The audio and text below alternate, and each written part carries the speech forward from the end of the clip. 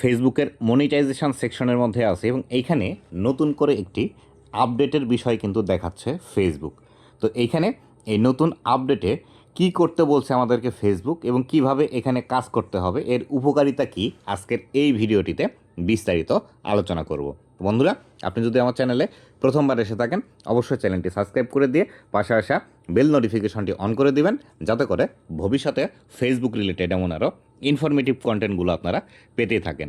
তো বন্ধুরা, সর্বপ্রথম আপনাদেরকে দেখিয়ে দিই যে এই আপডেটটা আসলে এসেছে কোথায়। তো আমি এখান থেকে ব্যাক করলাম।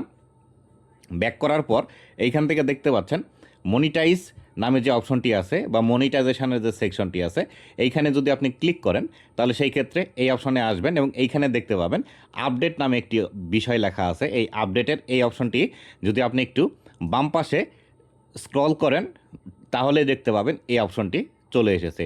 আপনাদেরও এসেছে কিনা, আপনারাও এখনও চেক করেছেন কিনা অবশ্যই চেক করে দেখুন এসেছে কিনা। যদি এসে থাকে অবশ্যই কমেন্ট করে জানিয়ে দিবেন। তো আসি এইখানে আসলে ফেসবুক আমাদেরকে কোন বিষয়টি কথা বলছে। তো এখানে লেখা আছে ক্রিয়েট অরিজিনাল কন্টেন্ট উইথ এজের মাধ্যমে অরিজিনাল কন্টেন্ট তৈরি করুন। নিচে লেখা আছে discover how original content can increase your earning, explore new tools to help take your creativity to the next level. তো এখান থেকে যে বিষয়টি বলছে সেটি হলো আপনি কিভাবে অরিজিনাল কন্টেন্ট ক্রিয়েট করার মাধ্যমে আর্নিং বৃদ্ধি করবেন সেটি এখান থেকে খুঁজে বের করুন এবং নতুন একটি টুলস আছে যে টুলস আপনাকে হেল্প করবে আরও বেশি ক্রিয়েটিভিটি আপনার কন্টেন্টের মধ্যে নিয়ে আসার জন্য।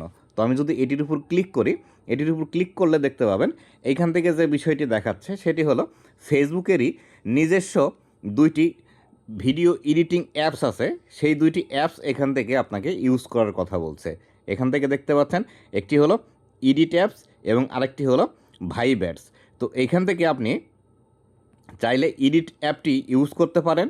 এই এডিট অ্যাপটি কিন্তু খুবই ইউজফুল একটি অ্যাপ। যারা ক্যাপকাটের প্রো ভার্সন ইউজ করতে পারেন না বা ক্যাপকাট এখন পেইড হওয়ার ফলে আপনারা ইউজ করতে পারছেন না, তারা কিন্তু এই এডিট অ্যাপটি ইউজ করতে পারেন। আপনি প্লে স্টোরে গেলে খুব সহজেই এটি ডাউনলোড ইনস্টল করতে পারবেন, অথবা এই যে ট্রাই ইট লেখা আছে এখান থেকেও কিন্তু খুব সহজে আপনি ইনস্টল করে নিতে পারবেন। আর সকল ভিডিও এডিটিং সফটওয়্যারের কিন্তু বা অ্যাপসের কিন্তু ইন্টারফেস একই, একটু জাস্ট এদিক সেদিক হয়। আপনি চাইলে যে কোনো একটি ইউজ করতে পারেন।